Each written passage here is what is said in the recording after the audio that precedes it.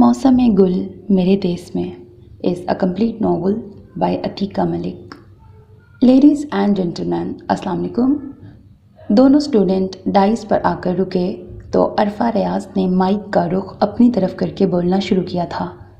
Youth law college की annual award ceremony में शिरकत करने पर आप सबको खुशामदीद कहते हैं और तहे दिल से आपका शुक्रिया अदा करते हैं, ख़ास तौर पर अपने ऑनरेबल चीफ गेस्ट बैरिस्टर शेर दिल मढ़ाना साहब को, जो मुल्क के मुमताज़ कानून दान होने के साथ यूथ लॉ कॉलेज की मुल्क भर में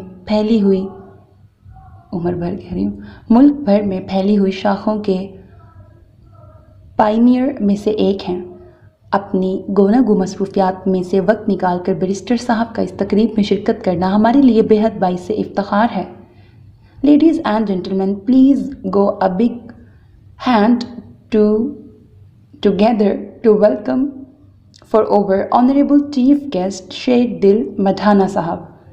भरपूर तालियों की गूंज से हॉल के दरो दीवार गूंज उठे तो कंपेयर्स ने मुस्कुराकर चीफ गेस्ट की जानिब देखा था। जवाबन मढ़ाना साहब ने इस ताज़ीम पर सरासा मुस्कुराकर सर को खम देते हुए शुक्रिया अदा किया था। अरफा ने माइक अपने साथी कंपेयर मुअज़्ज़म वक़ार के हवाले किया। इस शहर में कानून की तालीम देने वाले इदारों में यूथ लॉ कॉलेज एक कदीमी इदारा है, जहां इंसाफ की बात आती है, जहां मुकाबले की बात होती है, जहां नामवरी का नाम आता है, वहां यूथ लॉ कॉलेज के तलबा का नाम आता है। इस इदारे के तलबा ने जहां हर शोबे में ख़ुद को मनवाया, वहां यूनिवर्सिटी की सतह पर मुकाबले और जहानत की दौड़ में सफ़े अव्वल पर पहुँच कर अपने कॉलेज और असातिज़ा का नाम रोशन किया है। जैसे हमारी साथी तालिब इल्म सेकेंड ईयर के वकास शहीदी, जिन्होंने 2013 के एनुअल एग्ज़ाम्स में यूनिवर्सिटी की सतह पर दूसरी पोजीशन हासिल की। आज की शाम उनके नाम। आज का फंक्शन उस ज़हीन तालिब इल्म की जहानत को खराज अकीदत पेश करने के लिए। Ladies and gentleman, please give a big hand of applause to our brilliant student Waqas शहीदी। तालियों की गूंज में मुअज़्ज़म गफ़ार की गंभीर आवाज़ दबके रह गई थी। स्टेज के एक तरफ बैठे स्टूडेंट में से वक़ार शहीदी ने खड़े होकर हाज़रीन का शुक्रिया अदा किया। अल्लाह ताला की बाबरकत नाम से अपने प्रोग्राम का आगाज़ करते हैं। कुरान पाक फुरकान हमीद की मुक़द्दस और बाबरकत आयात की तिलावत के लिए तशरीफ़ लाते हैं कारी मुजाहिद हुसैन। अरफा रियाज ने अपनी खूबसूरत आवाज़ में अनाउंस किया और दोनों स्टूडेंट कंपेयर डाइस से हटकर स्टेज पर अवार्ड के हकदार करार पाने वाले तलबा के साथ आन बैठे थे। मगर चंद ही लम्हों में उन दोनों के चेहरों से इज़्तिराब झलकने लगा था, क्योंकि कारी मुजाहिद हुसैन को बैक स्टेज से आने में देर हो गई थी। क्या हुआ कारी साहब, क्यों नहीं आ रहे? मेरा ख्याल है उनके आने तक मैं कुछ अशआर पढ़ देता हूँ। मुअज़्ज़म गफ़ार उससे मशवरा करके उठा था। लेडीज़ एंड जेंटलमैन, तिलावत कलाम पाक से कबल चंद हमदिया अशार आपकी नज़र करता हूँ। मुअज़्ज़म एक दफ़ा फिर माइक संभाल चुका था। वकास, बैक स्टेज जाके देखो कारी साहब क्यों नहीं आ रहे। अरफा ने धीमी आवाज़ में वकास को बैक स्टेज जाने की हदायत की थी। कारी साहब मेरा निकाह पढ़ाने गए हैं, देर से वापस आएंगे। ये तमस्खराना आवाज़ पहली रो में बैठे हुए एडवोकेट ज़ैनुल आबिदीन की थी। वहाँ मौजूद स्टाफ के चेहरे पर मुस्कुराहट बिखर गई थी। तो फिर तुम यहाँ क्या कर रहे हो? जवाबन किसी ने पूछा था, मगर जिस किसी को सुनाने के लिए ये बात कही गई थी उसके समातों में ये अल्फाज तीर बनकर उतरे थे, जहर बनकर रगो जाँ में उतर गए थे। ये कोई नहीं जानता था, कोई भी नहीं जानता था कि उन अल्फाज ने किसी जी नफ्स के इर्द गिर्द वहशतें बिखेर दी थीं। उसने अपनी समातों को हाजिर रखने की कोशिश की थी। तेरी नवाजिशों से, तेरे करम से मौला, रहमत की सब्ज़ चादर हर एक पर तनी है। कुछ इस अदा से हमने अब के तुझे पुकारा है, पुर यकीन लहजा और आँख में नमी है।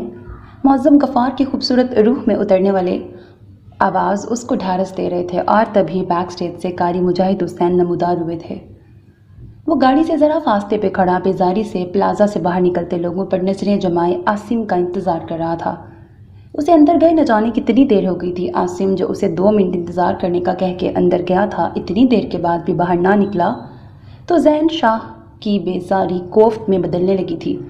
इर्द गिर्द ठेले और रेहड़ियों वाले अपनी अपनी आवाज़ें लगा रहे थे। शहर के सन्नती एरिया से मुल्हिक बाज़ार और गिरदोनवा का खासा रश वाला इलाका था। सुने भाई, अभी वो आसिम को कॉल करने का सोच ही रहा था कि करीब से एक नस्वानी आवाज़ पर नज़रें उठा कर देखा। گرین کلر کے کاٹن کے سوٹ میں ملبوس، سر پر دوپٹہ اور چہرے پر ڈھیروں تھکن اور گرمی کا شدید احساس لیے وہ اس سے مخاطب تھی۔ جی؟ وہ اس کی طرف متوجہ ہوا تھا۔ ایک برگر تو بنا دیں۔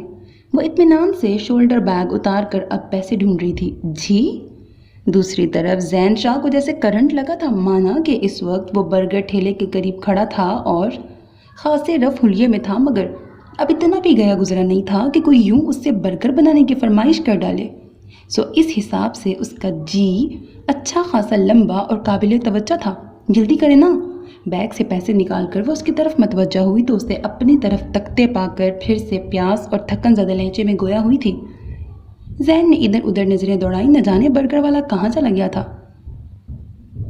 شکر ہے یار تم ابھی تک ادھر ہی کھڑے ہو، ورنہ اس ٹوانے کے بچے نے میرا اتنا وقت ضائع کیا، میں تو سوچ رہا تھا کہیں تنگ آ کر تم نکل ہی نہ گئے ہو۔ تبھی عاصم تیزی سے بولتا ہوا اس کے پاس آیا تو زین شاہ نے گاڑی کی ڈرائیونگ سیٹ پہ بیٹھتے ہوئے ڈیش بورڈ سے سن گلاسز اٹھا کے چڑھائے اور گاڑی ریورس کرنے لگا۔ گاڑی سڑک پہ ڈالتے ہوئے اس نے ایک نظر ان محترمہ کو دیکھا۔ محترمہ کی نظریں خاصی شرمندگی سے اس کے تعاقب میں تھیں، البتہ وہ یہ نہیں جانتا تھا کہ وہ دل ہی دل میں خود کو کوس بھی رہی تھی۔ جی باجی کیا لینا ہے، کیا چاہیے؟ تبھی برگر والا بھاگم بھاگ اپنے ٹھیلے پر آن کھڑا ہوا اور اسی افتاد سے دریافت بھی کر رہا تھا۔ عرفہ مجھے یاد نہیں رہا، ذرا سویٹ ڈش کا ڈونگا فریج میں رکھ دینا۔ بھیا کی آواز لگانے پر شاسمہ بھابھی کچن سے نکلیں اور پھر پلٹ کر اسے ہدایت کرتے ہوئے سیڑھیاں چڑھ گئیں، اور بریانی کا مسالہ بھونتے ہوئے اس نے تیز تیز ہاتھ چلاتے ہوئے آنچ دھیمی کی اور ڈونگا اٹھا کے فریج میں رکھا۔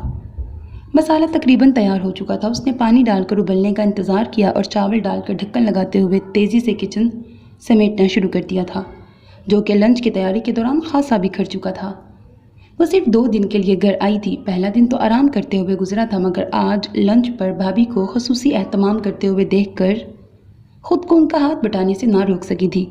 اگرچہ صفائی اور اوپر کے کاموں کے لیے ملازمہ موجود تھی، مگر 2 چھوٹے چھوٹے بچوں کے ساتھ بھابھی گویا گھن چکر بنی رہتی۔ ایسے میں عرفہ گھر پر ہوتی تو حتی الامکان ان کا ہاتھ بٹانے کی کوشش کرتی۔ عرفہ کتنی دیر لگے گی؟ تمہارے بھیا کھانے کا پوچھ رہے ہیں؟ بھابھی کے کچن میں جھانکنے پر وہ اپنے دھیان سے چونکی تھی۔ بس بھابھی بریانی دم پر ہے، میں دم لگاتی ہوں۔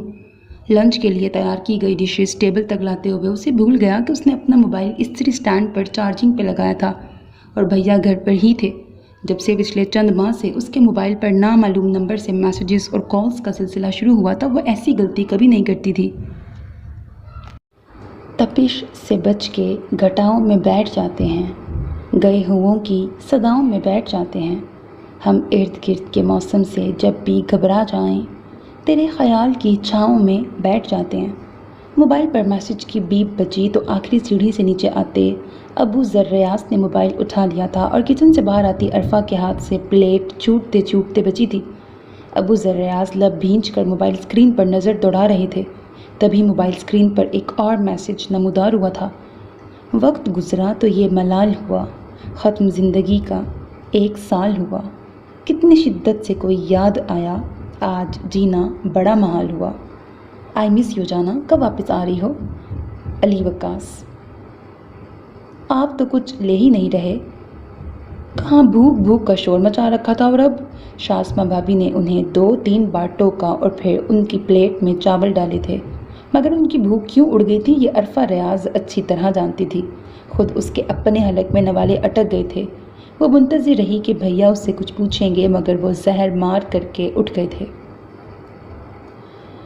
میں جب بھی بھیا سے ملنے جاتی ہوں وہ یہی کہتے ہیں کہ میں ان کی فکر چھوڑ کر اپنے کریئر پر توجہ دوں، اپنی ایجوکیشن کمپلیٹ کروں۔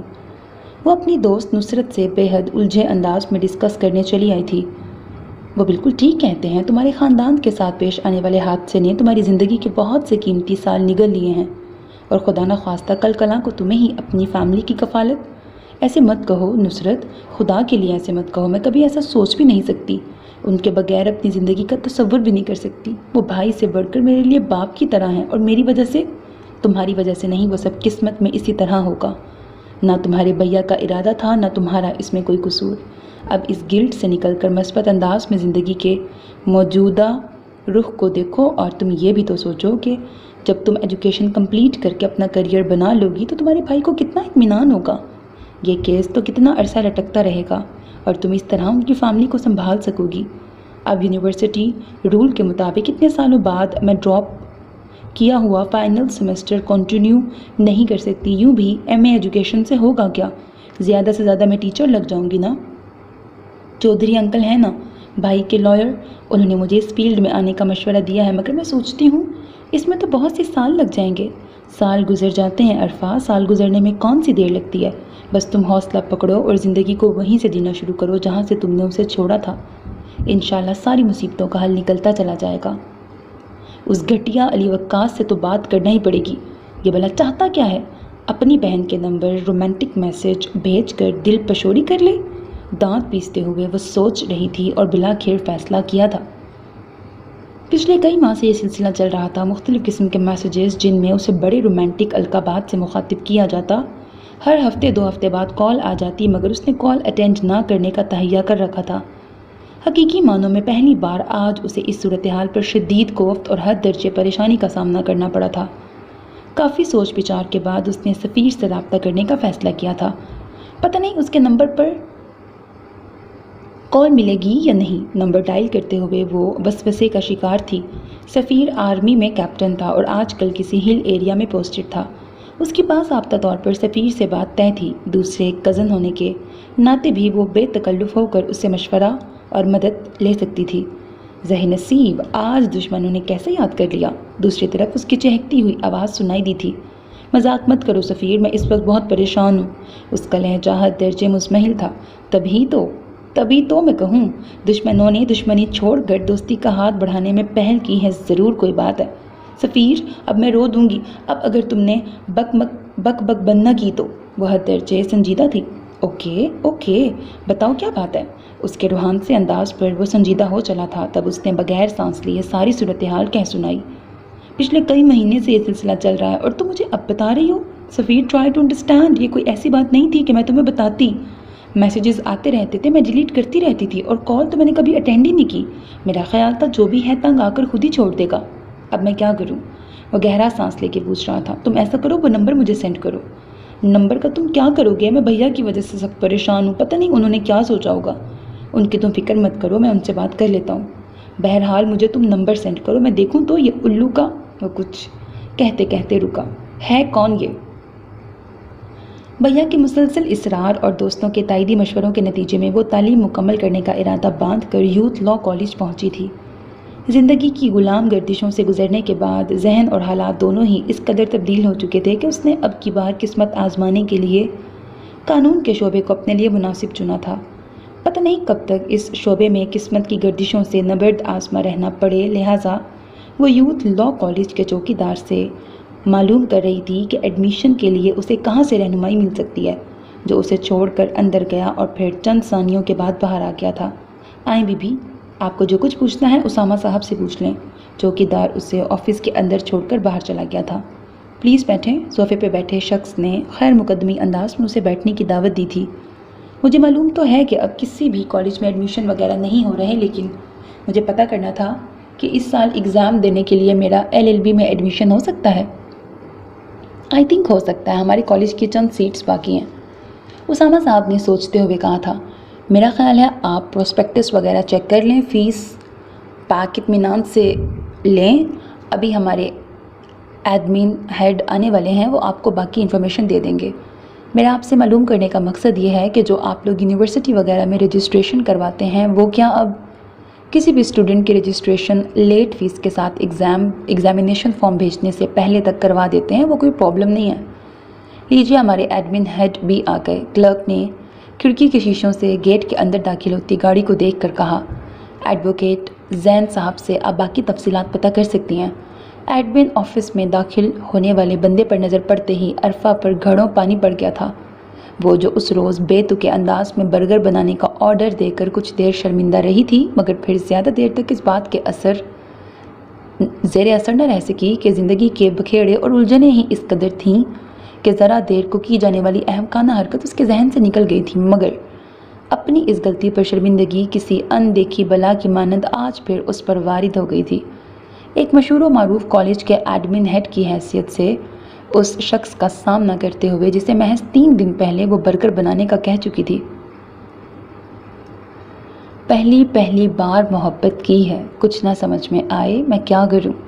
بار بار موبائل کی بجتی ٹون بھی اس کی گہری نیند میں خلل ڈالنے میں ناکام رہی تھی، اور ٹون بجتی رہی، حتیٰ کہ اس کی روم میٹ فائزہ کی آنکھ کھل گئی تھی۔ عرفا پلیز اس موبائل کو یا تو آف کر دیا کرو یا کال اٹینڈ کر لیا کرو، وہ بے حد جھنجھلا کے کہہ رہی تھی۔ ہیلو، اس نے نیند بھری آواز میں اس کی کال ریسیو کی تھی۔ جانم، اس پہاڑوں کے جانشین کو زحمت دینے کی کیا ضرورت تھی؟ ہمارا آپس کا معاملہ تھا، ہم خود ہی طے کر لیتے۔ دوسری طرف بغیر کسی تعارف کے شروع ہونے والی گفتگو اس کی نیند بھگ سے اڑا گئی۔ ابھی انہیں سوئے ہوئے محض 1 گھنٹہ ہی ہوا تھا۔ 12 بجے آنے والی یہ کال، اور یہ بھی اتفاق تھا کہ اس شخص کی آواز وہ پہلی بار سن رہی تھی۔ کیا بکواس ہے؟ کون بات کر رہے ہو؟ اس کا لہجہ خود بخود سخت ہو چلا تھا۔ تم نے پہچانا نہیں؟ علی وقاص بات کر رہا ہوں۔ بے تکلفانہ انداز میں یوں کہا گیا گویا وہ کتنا اچھا ریلیشن شپ رکھتے ہوں اور محض اتفاق سے عرفا کو اسے پہچاننے میں غلطی ہو گئی ہو۔ کون ہو تم علی وقاص، اور تمہارے ساتھ مسئلہ کیا ہے؟ میں ایک ٹیلی کام انجینئر ہوں، اور مسئلہ میرے ساتھ تو کوئی مسئلہ نہیں سوائے آپ کی جدائی کے، اس مسئلے کو حل کرنے میں لگا ہوں۔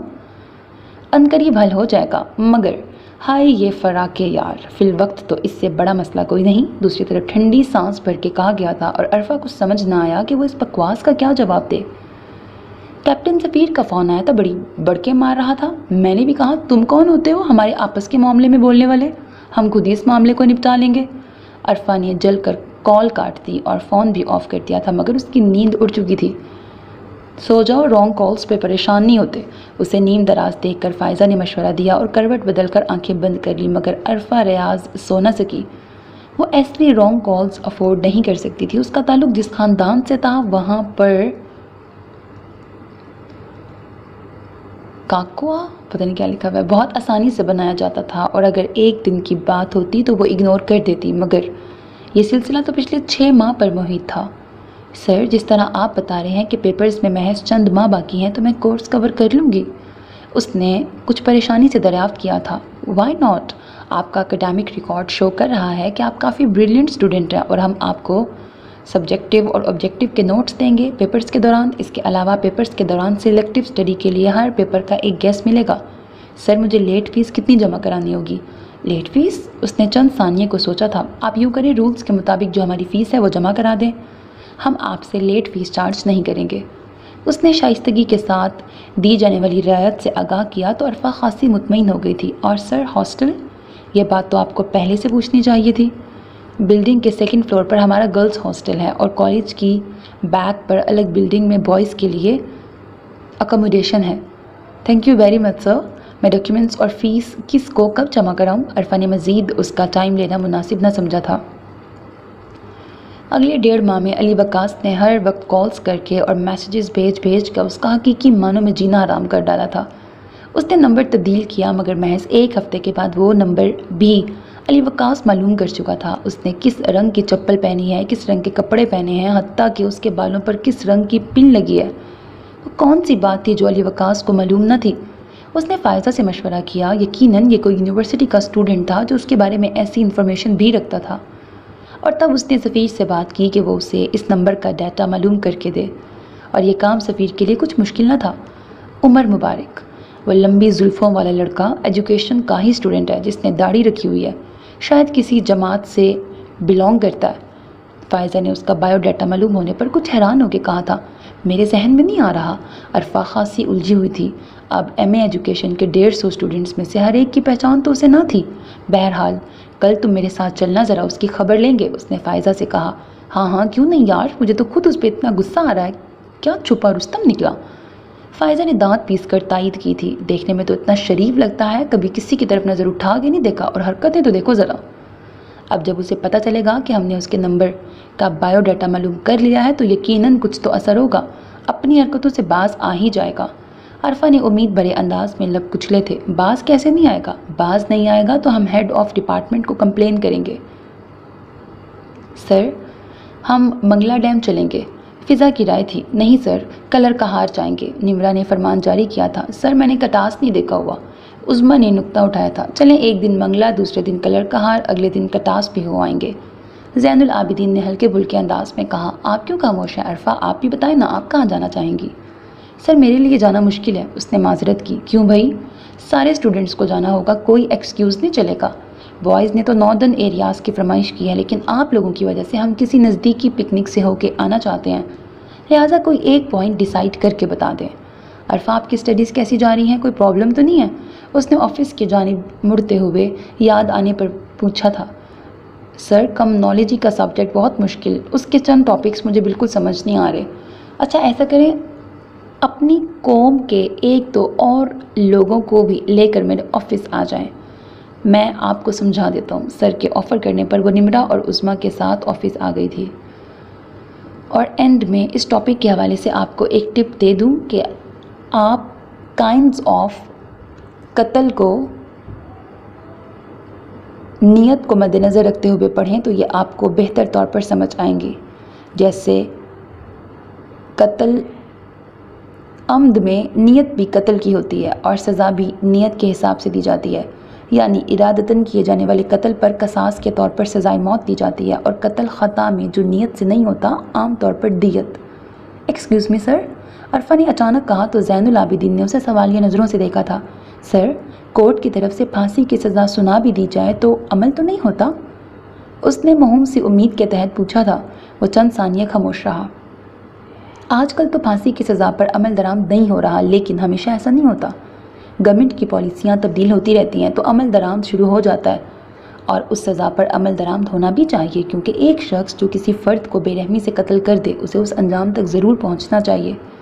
سر، کچھ لوگ مجبوری میں یا انتہائی حالت میں ایسے قدم اٹھا لیتے ہیں، تو مجبوری میں کوئی بھی ایسا قدم اٹھانا سیلف ڈیفنس کہلاتا ہے، یہ تو آپ پڑھ ہی رہی ہیں۔ سر، قانون بہت اوقات سیلف ڈیفنس کو تسلیم ہی نہیں بعض اوقات سیلف ڈیفنس کو تسلیم ہی نہیں۔ عظمیٰ نے اسے کوہنی ماری تو عرفہ کو اس کا ایسا کرنا بہت کھلا۔ وہ گھور کر اس کی طرف دیکھنے لگی تھی، اور سر زین اپنی کسی سوچ میں گم تھے کہ ان کی طرف توجہ ہی نہیں دی تھی۔ تو مجھے کیوں کوہنیاں مار رہی تھی؟ آفس سے نکل کر کلاس کی طرف جاتے ہوئے اس نے عظمیٰ کی کلاس لینا شروع کر دی۔ یار، تم دیکھ نہیں رہی تھی سر کتنے پریشان ہو گئے تھے؟ کیوں سر، کیوں پریشان ہو گئے تھے؟ وہ حیران ہو کر سوال کر بیٹھی۔ تمہیں نہیں پتا سر کے چھوٹے بھائی؟ سنو تو عظمیٰ، آج کلاس میں کیا ہوا؟ تبھی ان کی دوسری کلاس فیلوز ہنستی ہوئی باہر نکلیں اور عظمیٰ کی بات ادھوری رہ گئی۔ وہ تھرڈ پروف کا عبداللہ ہے نا، ہر وقت ناخن چباتا رہتا ہے؟ ہاں ہاں، کیا ہوا ہے؟ ان تینوں نے مشترکہ سوال کیا تھا۔ اسے کچھ نہیں ہوا، یہ اپنی وردہ ہے نا، 3 دن اسے اس حرکت پہ ٹوک چکی تھی۔ آج اس نے عبداللہ کو ناخن کترتے ہوئے دیکھا تو شوز میں سے پاؤں نکال کے اس کے سامنے چیئر پہ رکھتے ہوئے کہنے لگی، عبداللہ بھائی، یہ میرے پاؤں کے ناخن تھوڑے بڑھ گئے ہیں، میرا نیل کٹر ہاسٹل میں گم ہو گیا ہے، آپ ذرا میرے ناخن بھی کتر دیں، آپ کی عادت بھی پوری ہو جائے گی اور میرے ناخن بھی کٹ جائیں گے۔ ساری کلاس ہنس ہنس کے دوہری ہو گئی، اور عبداللہ بیچارہ حق بک، ہماری وردہ کے کیا کہنے۔ اور 15 دن کے لیے عمر مبارک کی طرف سے خاموشی چھا گئی۔ شاید اس پر عمر خان کے سمجھانے کا اثر ہوا تھا۔ فائزہ اور عرفہ نے آپس میں ڈسکس کیا تھا۔ بہرحال جو بھی تھا، عرفہ نے سکھ کا سانس لیا، مگر عمر مبارک ان لوگوں میں سے تھا جو سکھ کا سانس لیتے ہیں نہ لینے دیتے ہیں۔ محض 15 دن کے وقفے سے اس نے پھر وہی سلسلہ شروع کر دیا تھا، اور پہلے سے زور و شور کے ساتھ، بلکہ وہ تو اس کی حرکتوں کا جتنا نوٹس لے رہی تھی اتنا ہی وہ سر چڑھ رہا تھا۔ لائبریری میں کتابوں کی ورق گردانی اور ٹریننگ کے لیے ماڈل لیسن کا انتخاب کرتے وہ ایک دوسرے کو رائے سے بھی نواز رہی تھیں، اور یوں تھوڑی بہت گپ شپ بھی جاری تھی۔ مختلف مواقع کے لیے لباس کا انتخاب میں نے ٹاپک سلیکٹ کر لیا ہے، عرفہ نے فائزہ کو آگاہ کرتے ہوئے بتایا۔ ارے واہ، یہ تو بڑا زبردست ٹاپک تم نے سلیکٹ کیا ہے، ویسے بھی یہ چند دنوں میں تمہارے بہت کام آنے والا ہے۔ فائزہ نے عرفہ کو داد دی تھی۔ کیوں بھلا یہ ٹاپک اس کے کیوں کام آنے والا ہے؟ ان کے ساتھ بیٹھی ہوئی رانیہ پوچھنے لگی۔ اسی سیمسٹر کے اینڈ پر پیا دیس سدھار رہی ہیں۔ واؤ، کون ہے موصوف جو ہماری بندوں کو لینے آ رہے ہیں؟ کیپٹن سفیر، میرے کزن ہیں۔ عرفہ کے ہونٹوں پر مسکراہٹ آ گئی۔ اوہ ماشاءاللہ، اپنے ہی شہر رخصت ہو کے جاؤ گی نا؟ ایکچولی ان کی فیملی تو پھالیہ میں ہی سیٹل ہے، مگر مجھے تو ان کے ساتھ لور پھرنا ہوگا، جاب جو آرمی کی ہے۔ اور ریک کے دوسری طرف کتاب کے ورق الٹتا عمر مبارک ٹھٹک کر ان کی گفتگو سن رہا تھا، اور اس روز اس نے عرفہ کا نمبر وقفے سے ڈائل کیا تھا۔ مجھے تم سے ضروری بات کرنی ہے، میں تم سے ملنا چاہتا ہوں۔ عرفہ نے اس کا نمبر پڑھ کر ڈیلیٹ کیا وہ کیوں ملنا چاہتا تھا اور اسے کیا بات کرنی تھی؟ عرفہ کو اس سے کوئی مطلب تھا نہ دلچسپی۔ کالج کے گیٹ پر پہنچ کر اس نے ہارن دیا تو چوکیدار نے گیٹ وا کر دیا اور اس سے قبل کہ وہ گاڑی آگے بڑھتی تبھی ایک اور گاڑی گیٹ سے قدرے فاصلے پہ رکی تو زین العابدین کی آنکھوں میں حیرت اور الجھن تیر گئی، کیونکہ گاڑی کی فرنٹ سیٹ سے عرفہ اتر رہی تھی۔ کندھے پر شولڈر بیگ اور ہاتھوں میں بڑا سا شاپر تھامے یقیناً وہ ویکینڈ گزار کر ہاسٹل واپس آئی تھی۔ اور فواد ہمدانی کی گاڑی سے اسے اترتے دیکھ زین العابدین ایک لمحے کے لیے گاڑی آگے بڑھانا بھول گیا تھا۔ اس وقت گیٹ پر خاصا رش تھا، لہٰذا فواد کی نظر اس پہ نہیں پڑی تھی اور وہ گاڑی ٹرن کرتے ہوئے وہاں سے جا چکا تھا۔ تبھی پیچھے سے ہارن کی آواز پر وہ چونکا اور تیزی سے گاڑی کھلے گیٹ کے اندر لے آیا تھا۔ عرفہ کون تھی؟ فواد ہمدانی سے اس کا کیا رشتہ تھا؟ کیا وہ ابو ذر ریاض کے خاندان سے بلونگ کرتی ہے؟ اس کا ذہن مسلسل ایک سوچ میں الجھا ہوا تھا اور اس سوچ کے تحت چند آفیشیل میٹرز نپٹانے کے بعد اس نے عرفہ کا بایو ڈیٹا نکلوایا تھا۔ او مائی گاڈ، اس نے سر تھام کر خود سے کہا تھا، یہ لڑکی ابو ذر ریاض کی بہن ہے؟ اس کا فادر نیم، ایڈریس اور ڈاکیومنٹس اس کے سامنے کھلے پڑے تھے۔ جو کچھ میں نے بتایا ہے اچھی طرح سمجھ لیا ہے نا؟ اور اب مکمل اعتماد سے جانا، زیادہ کنفیوز ہونے کی ضرورت نہیں۔ یہ کوئی روٹین سے ہٹ کر بات تو ہے نہیں۔ ٹریننگ ورکشاپ کی بریک میں کوئی چپس کتر رہا تھا، کوئی سموسے اڑا رہا تھا تو کہیں کہیں گروپنگ کی شکل میں ایک دوسرے سے لیسن چینج کر کے ڈسکس کر رہے تھے۔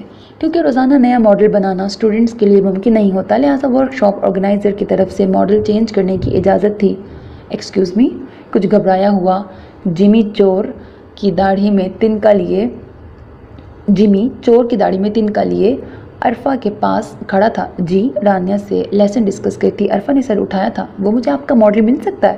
وائی ناٹ، لیکن میرا ماڈل تو دن کے مختلف اوقات میں کھانے کا انتخاب ہے۔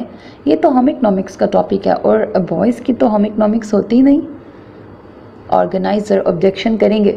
خیر ہے جی، دے دیں، آبجیکشن کی دیکھی جائے گی۔ عرفہ نے ماڈل اور چارٹ اس کے حوالے کیا تھا تو جمی نے کنکھیوں سے دور کھڑے عمر مبارک کی طرف دیکھا جس نے ویل ڈن کا اشارہ دیا۔ آپ مجھے پریزنٹیشن سمجھا دیں گی؟ ہاں، سمپل سی ہے، بس یوں کہہ دیں کہ غذا انسانی جسم کی اہم ضرورت ہے اور انسانی ضرورت کو پورا کرنے کے لیے دن کے مختلف اوقات میں کھانے کا انتخاب کرتا ہے۔ کھانے کا انتخاب کن چیزوں کو مد نظر رکھ کر کرنا ہے، یہ آج کے سبق میں۔ جمی ذرا سا جھک کر سیدھا ہوا اور یہ منظر عمر مبارک کے موبائل میں سیو ہوا تھا۔ سر طلحہ کی انگیجمنٹ ہوئی ہے۔ وہ سب گول دائرہ بنائے فضا اور روشنا کے مشترکہ بیڈ پہ بیٹھی تھی۔ اچھا، تمہیں کیسے پتہ چلا؟ نمرا کے انکشاف پر فضا نے دلچسپی سے پوچھا تھا۔ ہمارے ان کے ساتھ فیملی ٹرمز ہیں۔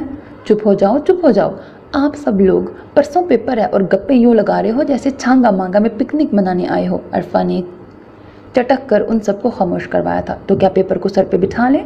نوٹ لکھ کے ہونٹوں پہ چپکا لیں کہ پرسوں پیپر ہے؟ فضا نے منہ بنا کے ٹوکا تھا۔ آپ لوگوں کو ذرا بھی کوئی ٹینشن نہیں اور میری جان نکلی جا رہی ہے۔ یہ ٹاٹ تو میری جان کا وبال بن گیا ہے۔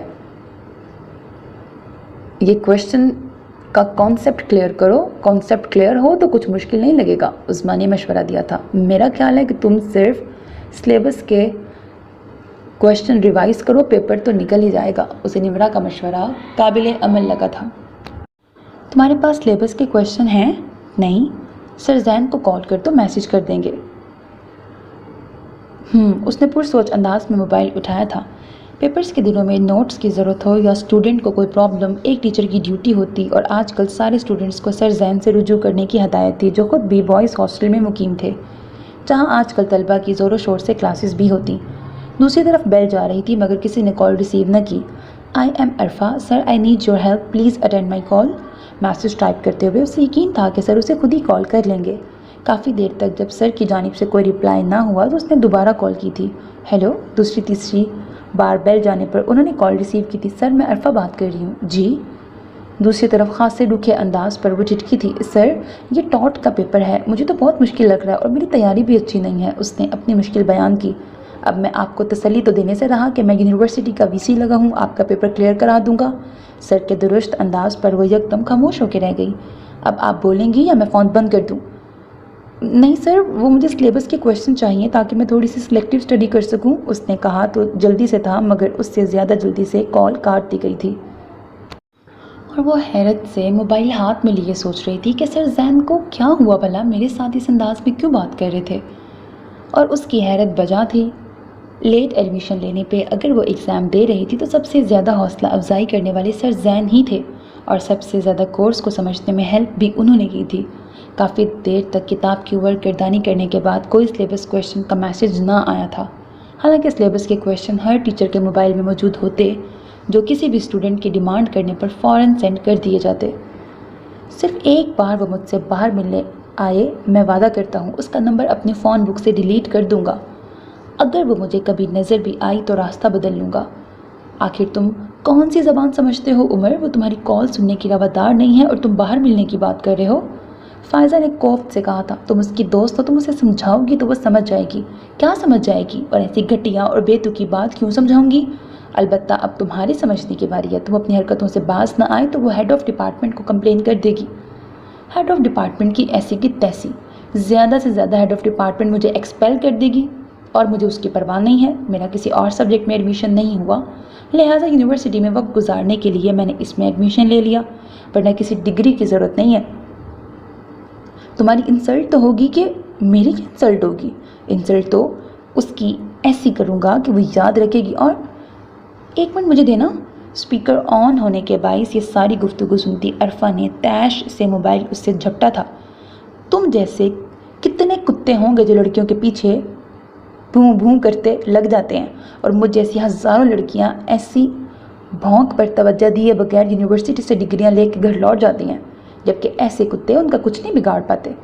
میں کتا ہوں یا انسان، اس بات کا فرق تو تمہیں تب پتہ چلے گا جب میں تمہارا نمبر اور پکس فیس بک پہ لگاؤں گا اور تمہیں مجھ جیسے ہزاروں کتوں کی کالز موصول ہوں گی۔ وہ انتہائی واہیات انداز میں کہا لگا کے ہنس رہا تھا۔ پکس تم اپنی بہن کی لگا دینا، اس نے دانت پیس کے کہا تھا۔ بہن تو میری کوئی ہے نہیں، البتہ تمہاری جو پکس میں نیٹ پہ لگاؤں گا وہ تم خود بھی دیکھ کے حیران رہ جاؤ گی، اور تمہارا کیپٹن بھی۔ کیا بات ہے عرفہ؟ اس کا چہرہ صدمے سے یا پھر تیش سے زرد ہو رہا تھا۔ سب سے پہلے سامنے والے روم کی نمرہ نوٹس لینے آئی تو اسے تکیہ گود میں رکھے گم سم بیٹھے دیکھ کر نوٹس کیا تھا۔ تم کچھ پریشان لگ رہی ہو، جواباً وہ خاموش رہی۔ فضا، شبنم اس کی طرف دیکھو، اسے کیا ہوا ہے؟ ہیں واقعی تمہارا چہرہ کوئی کہانی سنا رہا ہے؟ کوئی کہانی نہیں، اس نے سپاٹ سے انداز میں جواب دیا۔ پیپر کی ٹینشن ہے؟ نہ لو ٹینشن، ریلیکس ہو کے تیاری کرو، انشاءاللہ پیپر اچھا ہو جائے گا۔ نمرہ اسے پرسکون رہنے کا مشورہ دیتی باہر چلی گئی۔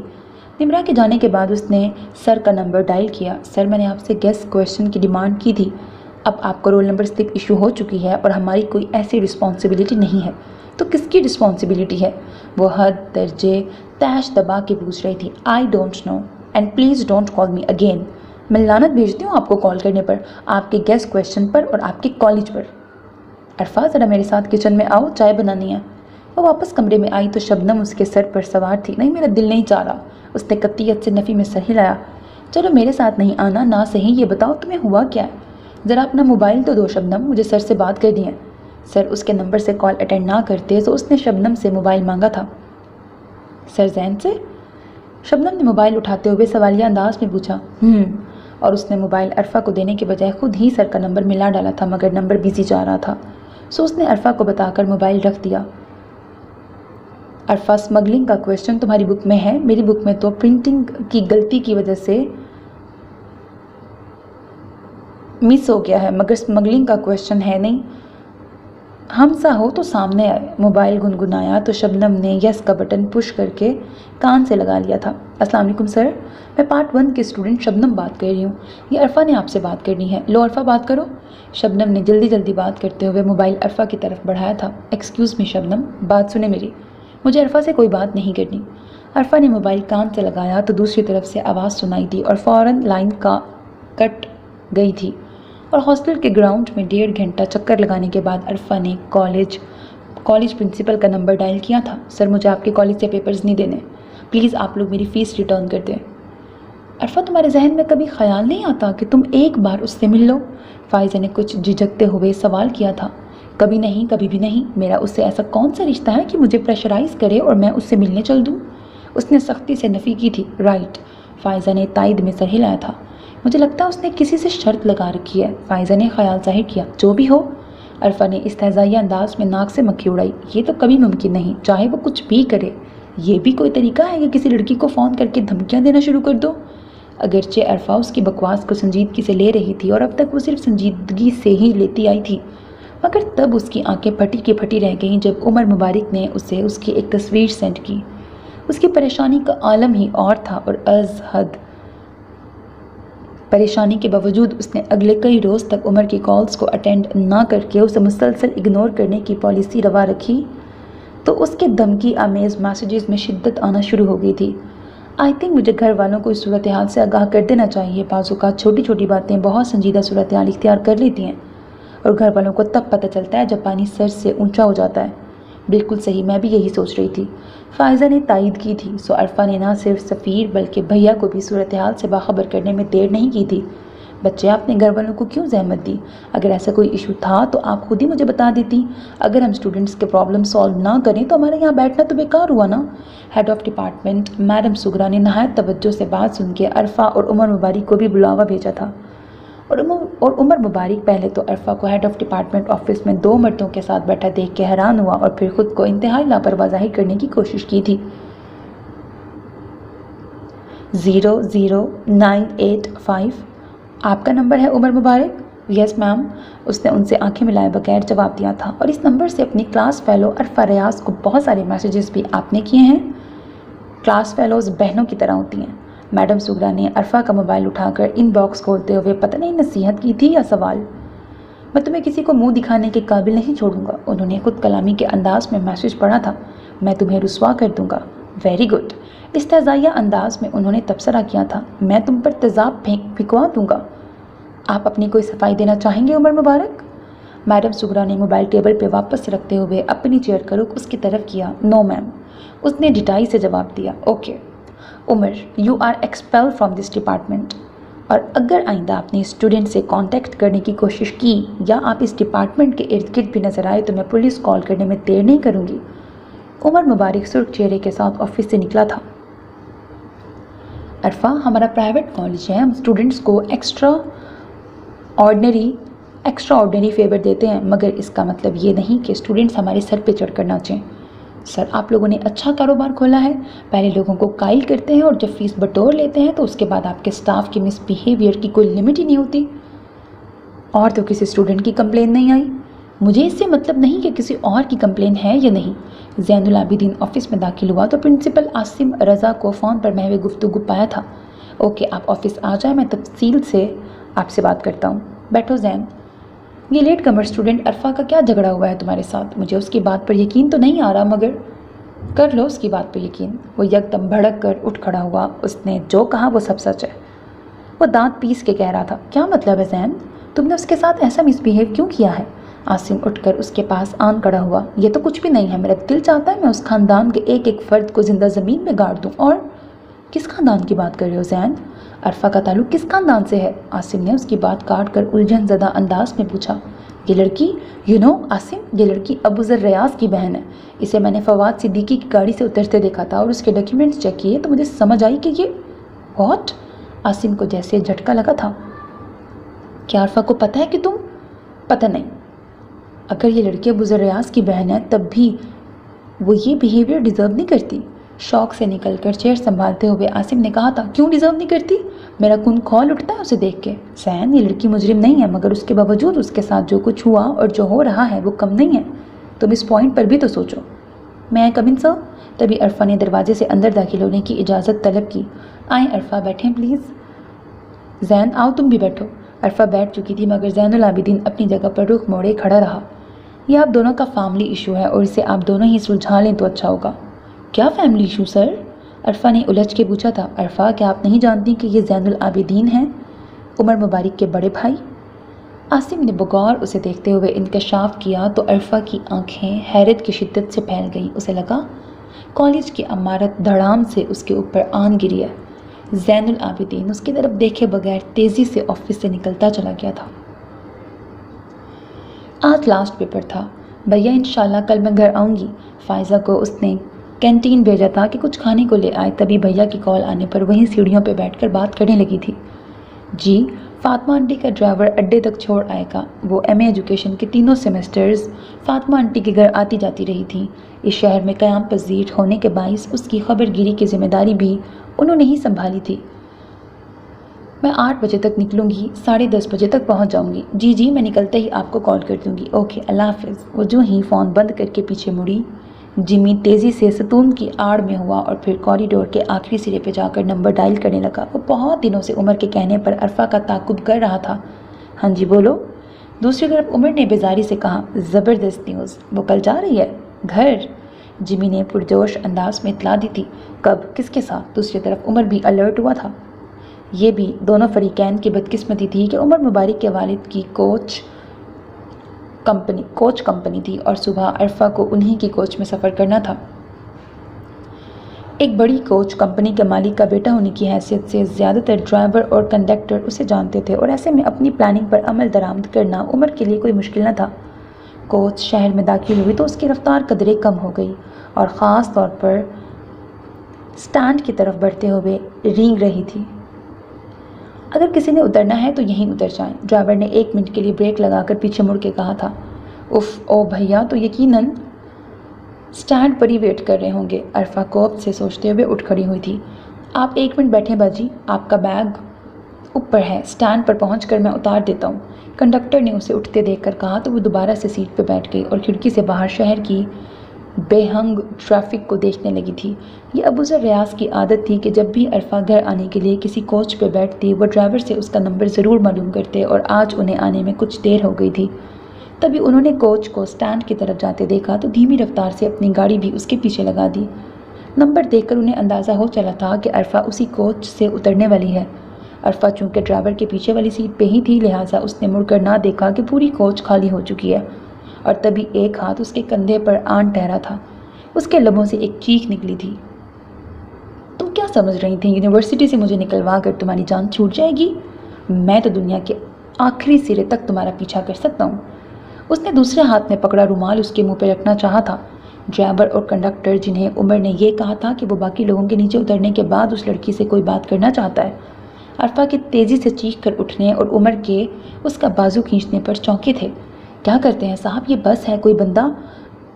کیا کرتے ہیں صاحب، یہ بس ہے کوئی بند کمرہ تو نہیں؟ کتنے لوگ متوجہ ہو جائیں گے؟ ڈرائیور نے بریک لگا کر اسے کہا اور کنڈکٹر بھی قریب آ کر سمجھانے لگا تو عرفہ کو موقع ملا۔ وہ تیزی سے بھاگ کر کوچ کے دروازے پر پہنچی اور عمر کنڈکٹر کو دھکا دے کر ہٹاتے ہوئے اس کے پیچھے آیا اور اسے روکنے کی کوشش میں عرفہ کی چادر کا پلو اس کے ہاتھ میں آ گیا تھا۔ عرفہ دروازے سے اترتے جھٹکا کھا کر نیچے گری تھی۔ اس کا سر ننگا ہو چلا تھا۔ یہ منظر گاڑی میں پیچھے آتے ابوذر ریاض نے دیکھا تھا اور عرفہ کے پیچھے اس کی چادر کھینچنے والے عمر مبارک کو بھی۔ تمام حالات و واقعات، گواہوں کے بیانات، پوسٹ مارٹم رپورٹ اور پولیس انکوائری کو مد نظر رکھتے ہوئے یہ عدالت اس نتیجے پر پہنچی ہے کہ ملزم ابوذر ریاض نے بوجہ ذاتی اناد مقتول عمر مبارک کو بے رحمی سے قتل کیا ہے۔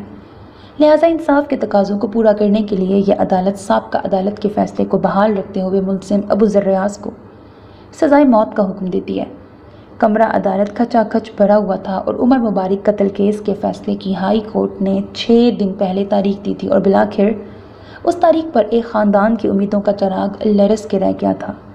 وہ شعلہ امید بھی بجھ چکا تھا جس کے تحت ان کے دل کو آسرا ملتا تھا کہ شاید یہ عدالت پھانسی کے حکم کو عمر قید میں تبدیل کر دے۔ جہاں بار کے وکلا کی بڑی تعداد موجود تھی وہیں دونوں پارٹیوں کی طرف سے بہت سے لوگ احاطہ عدالت میں موجود تھے اور عرفہ ریاض بھی، جس کی قسمت میں تقدیر نے یہ دن بھی لکھ ڈالے تھے کہ زندگی گویا بدل کے رہ گئی تھی۔ کیپٹن سفیر کی شادی ہو چکی تھی۔ پھپھو نے اس قصے کو وجہ بنا کے رشتہ ہی توڑ ڈالا تھا۔ اگر بھابھی کے میکے کا سہارا نہ ہوتا تو ان کے بھائی فواد صدیقی نے ہی زیادہ تر کیس کی پیروی میں دن رات ایک کیے تھے، مگر کیس اتنا مضبوط تھا کہ امید کی کوئی صورت نظر نہ آتی۔ یس فواد صاحب، لائر نے ٹرے میں سے کولڈ ڈرنک اٹھا کر ان کی طرف بڑھائی تھی۔ لو بیٹا آپ بھی۔ اس نے عرفہ کو لینے کا اشارہ کیا مگر وہ یوں ہی سر جھکائے بیٹھی رہی۔ حقیقتاً اس کا دل چاہ رہا تھا دھاڑے مار مار کے رو دے۔ فواد صاحب، میں نے بہت کوشش کی لیکن یقین کریں آپ کسی بھی وکیل کے پاس جائیں وہ آپ کو یہی کہے گا کہ اس کیس میں امید کی کوئی صورت نہیں ہے سوائے اس کے کہ مقتول کے ورثاء صلح پہ آمادہ ہو جائیں۔ وکیل صاحب ہم اس سلسلے میں ہر ممکن کوشش کر چکے ہیں پھر بھی وہ کسی صورت صلح پہ تیار نہیں ہوتے۔ پھر عمر مبارک کے باپ کے پاس پیسے کی کمی نہیں ہے، وہ کیوں صلح کرے گا؟ آپ لوگ انہیں اس وقت کی سچویشن سے آگاہ کریں، ہو سکتا تھا کہ ان کے دل میں انسانیت آ جائے، وہ لوگ بات سننے پہ آمادہ ہوں تب نہ، فواد صدیقی نے مایوسی سے کہا تھا۔ کوئی اپروچ استعمال کرو، کوئی پنچایت کا راستہ ڈھونڈو۔ بھابھی کی والدہ عصمت آنٹی اور فواد بھائی کو سلام کر کے وہ چائے بنانے کے لیے کچن میں چلی آئی تھی، اور جب چائے کی ٹرے لا کر اس نے ٹیبل پہ رکھی تو تینوں نفوس بالکل خاموش تھے۔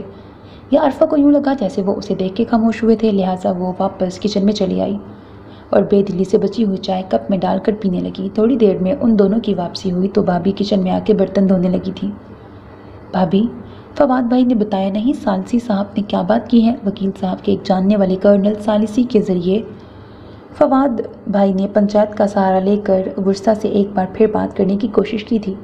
نہیں، بھابھی مختصر جواب دے کر اپنے کام میں لگی رہی۔ اچھا، میں سمجھی فواد بھائی کو ضروری بات کرنے آئے تھے۔ جواباً پھر وہی خاموشی چھائی رہی۔ ہیں بھابھی؟ اس نے پھر دوہرایا تھا۔ عرفہ؟ بھابھی نے ہاتھ میں پکڑی پلیٹ سنک میں رکھ کر اس کے چہرے پر اداس نظر ڈالی۔ وہ لوگ بہت مشکل سے خون بہا پہ راضی ہوئے ہیں۔ کیا؟ واقعی؟ اس نے خوشی سے پوچھا تھا۔ کتنی رقم کا مطالبہ کیا ہے؟ رقم نہیں۔ یکدم اپنی بات ادھوری چھوڑ کر وہ رو پڑی تھیں اور عرفہ پھٹی پھٹی نظروں سے انہیں روتے ہوئے دیکھتی چلی گئی۔ اس کے پاس کوئی حرف تسلی نہ تھا، نہ اپنے لیے نہ ان کے لیے۔ وہی کالج تھا اور وہی در و دیوار اور گیلریاں تھیں۔ لمبے لمبے کوریڈور میں گھومتے بوائز کے بلند و بانگ کہکہوں سے دیواریں جھنجھنا جاتیں اور لڑکیوں کے شوخ چنچل کہکہے کمروں میں کھنکھناتے پھرتے۔ اگر کوئی تبدیلی آئی تھی تو وہ دو افراد کے لیے تھی۔ عرفہ الامکان اس کا سامنا کرنے سے کتراتی۔ اگر کوئی ایسا اتفاق ہو بھی جاتا تو راستہ بدل لیتی۔ اسے زین العابدین کی شعلہ بار نظروں سے خوف آتا تھا۔ عرفہ، ریاض کون سی بچی ہے بھائی؟ کوریڈور میں بخشو بابا آوازیں لگاتے پوچھ رہے تھے۔ جی بابا، میں ہوں۔ وہ لائبریری کے دروازے پر آن کھڑی ہوئی۔ آپ کو پرنسپل صاحب نے بلایا ہے۔ اچھا، اس نے پرسوچ انداز میں کہا اور اس کے ساتھ ہی آفس کی جانب چل دی۔ مس نویدہ کے کچھ پرابلمز چل رہے تھے تو انہوں نے آف لیا ہے۔ انشاءاللہ ہمیں دوبارہ جوائن کریں گی۔ آفس کے دوسری طرف بیٹھے بندے سے کوئی بات کرتے ہوئے انہوں نے سر کے اشارے سے عرفہ کو اندر آنے کو کہا تھا۔ پلیز بیٹھیں عرفہ۔ اچھا سر، پھر مجھے اجازت؟ وہ شخص اجازت لے کر چلا گیا تو عرفہ کی طرف متوجہ ہوئے۔ عرفہ، میری زین سے اسٹوڈنٹ لائف سے جان پہچان ہے۔ I think he is very nice man, but آپ کے بھائی کے کیس میں اس نے اور اس کی فیملی نے جس ہردرمی کا مظاہرہ کیا ہے اس کی توقع میں خود بھی نہیں کر سکتا تھا۔ بہرحال آپ مایوس نہ ہوں، ہر مسئلے کا کوئی نہ کوئی حل ہوتا ہے۔ آپ بالکل ٹھیک کہہ رہے ہیں، لیکن اس معاملے میں ہم واقعی بہت مایوس ہیں۔ پچھلے 3 سال سے جس خواری کا سامنا ہمیں ہے اس کا کوئی اندازہ نہیں کر سکتا۔ مجھے اچھی طرح سے آپ کے پرابلمس کا اندازہ ہے۔ میں چاہتا ہوں کہ آپ زین سے اس سارے ایشو پہ خود بات کریں۔ جب اسے اندازہ ہوگا کہ عمر کے سارے معاملے میں کسی قدر غلطی تھی تو یقیناً آپ کی فیملی کے لیے اس کے دل میں سافٹ کارنر پیدا ہو جائے گا۔ بابا جان، یہ آپ کیا کر رہے ہیں؟ ایک طرف ہمارے بھائی کی قاتل کو معاف کر رہے ہیں اور دوسری طرف ایک اندیکھی لڑکی میرے سر منڈ رہے ہیں۔ زین العابدین نے انتہائی غصے کو ضبط کرتے ہوئے کہا تھا۔ اس کے بڑے بھائی علی حسن کے بھی کم و بیش یہی تاثرات تھے۔ دیکھو زین، حاجی رب نواز اور دوسرے لوگوں کے اصرار نے مجھے ایسا سوچنے پہ مجبور کر دیا ہے۔ میں نہ تو تمہارے بھائی کے قاتل کو معاف کر رہا ہوں اور نہ ہی کوئی اندیکھی لڑکی تمہارے سر منڈ رہا ہوں۔ مجھے تو ابو ذر ریاض اور اس کے خاندان کو ذلیل کرنے کا ایک اور طریقہ ہاتھ لگا ہے۔ کیا مطلب ہے بابا جان؟ ہم لڑکی خون بہا میں اسی لیے لے رہے ہیں تاکہ عدالت میں صلح کا بیان دے۔ فیصلہ تو یہی ہوا ہے، لیکن ایک دفعہ زین اس لڑکی سے نکاح کر لے، پھر دیکھو میں کیا کرتا ہوں۔ ہاں، علی حسن نے پرسوچ انداز میں کہا تھا۔ بابا جان، کیا آپ بھی میری طرح یہ سوچ رہے ہیں کہ اس لڑکی کو گھر لانے کے بعد زین دوسری شادی کرے؟ اس طرح شادی تو زین کے صرف ایک ہی ہوگی اور وہ ہم بہت دھوم دھام سے کریں گے۔ ان دونوں بھائیوں کے چہروں پر الجھن کے تاثرات تھے۔ طاہر قیوم کا بزنس کافی پھیلا ہوا تھا۔ ان کی زوجہ سردار بانو کافی سادہ خاتون تھیں اور طاہر قیوم معروف اداروں کے پڑھے اعلیٰ سوسائٹی کے پروردہ تھے۔ 3 بچوں کی موجودگی میں زندگی بالکل آسان تھی اور ایک فضائی سفر کے دوران ملنے والی فضائی میزبان سوزین طاہر قیوم کی زندگی میں آ گئی اور سردار بانو کی کوئی جگہ نہ رہی۔ علی حسن اور زین العابدین کانوینٹ میں زیر تعلیم تھے، البتہ عمر مبارک کافی چھوٹا تھا۔ طاہر قیوم نے بچے اپنے پاس ہی رکھے تھے۔ عمر مبارک پر ابتدا میں کوئی توجہ دینے والا نہ تھا۔ طاہر قیوم نے اسے لاڈ پیار تو دیا مگر ماں کی تربیت نہ دے سکے۔ ان کے لاڈ پیار کے نتیجے میں وہ ہاسٹل کی ڈسپلنڈ لائف سے گھبرا کر روتا، نتیجے میں طاہر قیوم اسے گھر لے آئے۔ محض 3 سال بعد ہی سوزین انہیں چھوڑ کر وطن واپس لوٹ گئی، مگر سردار بانو کو ان کی زندگی میں واپس لوٹنے میں 11 سال لگے تھے۔ جو کمی ابتدائی عمر میں ماں کی عدم موجودگی کے باعث اس کی تربیت اور شخصیت میں آئی، وہ ساری زندگی نمایاں رہی، مگر طاہر قیوم قطعاً ماننے کو تیار نہ تھے کہ ابو ذر کے ہاتھوں اس کے حادثاتی قتل میں اس کا کوئی قصور تھا۔ اب جب فواد صدیقی نے جوڑ توڑ کے بعد انہیں صلح پر آمادہ کرنے کی کوشش کی تو وہ بمشکل خون بہا پر رضامند ہوئے تھے، مگر یہ بھی ان کی ایک چال تھی۔ صلح کے فیصلے کی رو سے عرفہ ریاض کا زین العابدین سے نکاح ہو گیا اور رخصتی کورٹ میں صلح کے بیانات کے بعد ہونا طے پائی تھی۔ میرا خیال ہے حاجی صاحب آپ فون کر کے پتہ کریں وہ لوگ ابھی تک پہنچے کیوں نہیں ہیں، فواد صدیقی نے تیسری بار حاجی رب نواز کے پاس آ کر کہا تھا۔ وہ سب احاطہ عدالت میں کھڑے دوسری پارٹی کے افراد کا بے چینی سے انتظار کر رہے تھے، اور انتظار کی گھڑیاں طویل ہونے لگیں تو ان کی بے چینی بھی سوا ہونے لگی، کیونکہ دوسرے فریق کی آمد کا نام و نشان تک نہ تھا۔ وہ پنچایتی افراد کے سرپنچ کے ساتھ عرفہ کو عدالت لے کے آئے تھے، جہاں صلح کے بیانات کے بعد عرفہ کو طاہر قیوم کے خاندان کے ساتھ چلے جانا تھا۔ میں 2-3 دفعہ کوشش کر چکا ہوں، طاہر صاحب کا نمبر ہی بن جا رہا ہے۔ اس نے موبائل نکال کر نمبر دوبارہ ڈائل کیے تھے، اور جب عدالت کا وقت ختم ہوا تو سب کے چہرے فک تھے۔ طاہر قیوم کی طرف سے یہ چال تو کسی کے وہم و گمان میں بھی نہ تھی، نہ ہی اس علاقے میں قبائلی جرح کی طرح پنچایت اتنی مؤثر تھی کہ زبردستی کسی سے فیصلے کو منوایا جا سکتا۔ میرا خیال ہے ہمیں گھر واپس جانے کی بجائے طاہر قیوم کے گھر جانا چاہیے، یہ کئی زندگیوں کا ہی نہیں ہماری عزتوں کا بھی سوال ہے۔ واپسی کی بات کرنے پر حاجی رب نواز کے ساتھ ساتھ ایک اور سرپنچ نے بھی رائے دی تو سبھی نے اتفاق کیا تھا۔ اگر طاہر قیوم نے ابو ذر ریاض کے خاندان کو ذلیل کرنے کا نیا طریقہ سوچا تھا تو یہ طریقہ یقیناً کارگر ٹھہرا تھا۔ اگرچہ عرفہ نے یہ قربانی بھائی کی بریت کے لیے دی تھی، مگر دل کے نہاں خانوں میں یہ سوال بھی اس کی قسمت پر آنسو بہا رہا تھا، کیا ایسی رخصتی بھی کسی کی ہوئی ہوگی، یا خدا اس ذلت کے ساتھ رخصت ہونا کسی کا نصیب نہ بنانا۔ اس کے دل سے آہ نکل رہی تھی، دل میں اندیشے سر اٹھا رہے تھے، کیا یہ قربانی اس کے بھائی کی بریت کا سبب بن سکے گی؟ اور اس سوال کا جواب اسے قیوم ہاؤس کے گیٹ پہ ملا تھا، جہاں یہ قافلہ 3 گھنٹے رکا رہا تھا، مگر باوجود سب کے اصرار کے گھر کا کوئی فرد ان سے بات کرنے نہ آیا تھا۔ صرف ملازمین تھے جو بار بار آ کے بتاتے، صاحب لوگ گھر پہ نہیں ہیں، مری گئے ہیں، کیوں گئے ہیں، کب واپس آئیں گے، یہ انہیں معلوم نہ تھا۔ ابو ذر ریاض کی سزا کے خلاف سپریم کورٹ میں اپیل کر دی گئی تھی، اور گزرتے ماہ و سال نے ایک اتفاق کی صورت عرفہ کو زین العابدین کے سامنے لا کھڑا کیا تھا۔ وہی زین العابدین جس سے اس کا کوئی رشتہ نہ تھا، یا پھر سارے رشتے اسی کی ذات سے جڑے تھے، بس یہ تھا کہ وہ کسی رشتے کو ماننے کے لیے تیار نہ تھا۔ یہ کیا کم تھا کہ اس کا سارا خاندان اپنے انتقام پر پورا اتر رہا تھا، مگر عاصم رضا کے مشورے نے عرفہ کو سوچنے پر مجبور کر دیا۔ کیا پتہ اس کی بات سن کر وہ کم از کم اپنے رویے کے بارے میں سوچنے پر مجبور ہو جائے۔ وہ ایڈمن آفس کے باہر باغیچے میں کھڑی پودوں کے پتے نوچ نوچ کے پھینک رہی تھی۔ اس کے اضطراب کا یہ عالم تھا کہ اسے خود بھی اپنی اس حالت کا احساس تک نہ تھا۔ کافی دیر سے وہ انتظار میں کھڑی تھی کہ آفس خالی ہو تو وہ اندر جا کے بات کرے۔ بیٹا آپ یہاں کیوں کھڑی ہیں؟ چوکیدار کافی دیر سے اسے یہاں کھڑا دیکھ رہا تھا، سو اس کے پاس آ کر پوچھ رہا تھا۔ کچھ نہیں بابا جی، مجھے سر سے بات کرنی ہے۔ تو آپ اندر چلی جائیں نا۔ چوکیدار کے کہنے پر وہ ناچار آفس کی طرف بڑھی، مگر اندر بیٹھے 2-3 اسٹوڈنٹس کو دیکھ کر اندر جانے کی بجائے آفس کے سامنے سے گزر کر آگے چلی گئی، تو چوکیدار نے اسے حیرت سے دیکھا تھا اور کندھے اچکا کر واپس بینچ پہ جا بیٹھا۔ تھوڑی دیر بعد واپس پلٹی تو اسٹوڈنٹس آفس سے نکل رہے تھے۔ کافی حوصلے کا مظاہرہ کرتے ہوئے اس نے آفس کے اندر قدم رکھا تھا۔ سر میں اندر آ سکتی ہوں؟ نو، اس نے فارمیلٹی کے طور پر کہا تھا، مگر زین العابدین کا یک لفظی انکار سن کر وہ جہاں کی تہاں رہ گئی۔ سر مجھے آپ سے بات کرنی ہے، اس نے وہیں کھڑے کھڑے وضاحتی انداز میں کہا، اور مجھے آپ کی کوئی بات نہیں سننی۔ سابقہ لہجے میں کہتے ہوئے اس نے ٹیبل پر رکھے فون سیٹ کر ریسیور اٹھا کر نمبر ڈائل کرنا شروع کیے تو عرفہ واپسی کے لیے مڑ گئی۔ اس کی زندگی میں امید کا پنچھی نہ پہلے تھا نہ اب، لہٰذا اس کے اڑنے کا تو سوال ہی پیدا نہ ہوتا تھا۔ زندگی بس ویسی ہی تھی جیسے پچھلے 3 سال سے اذیت کی بھٹی میں سلگتی، نا امیدی کے دامن میں پناہ لیتی ہوئی، آنے والے وقت کے خوف میں جکڑی ہوئی، قسمت کے اندھیروں سے الجھتی ہوئی، اور ان اندھیروں میں امید کا چراغ روشن کرنے والا کوئی نہ تھا۔ ایوارڈ سیریمنی فنکشن کی ڈیٹ فکس ہوتے ہی میڈم مائرہ نے ان سب کو طلب کیا تھا۔ بچوں، آپ لوگوں کو پتہ ہے نا کالج کا اینول فنکشن سر پہ ہے؟ یس میم، ہم نے ڈریسز سلوانا شروع کرتی ہیں، نمرا نے بعجلت کہا تھا۔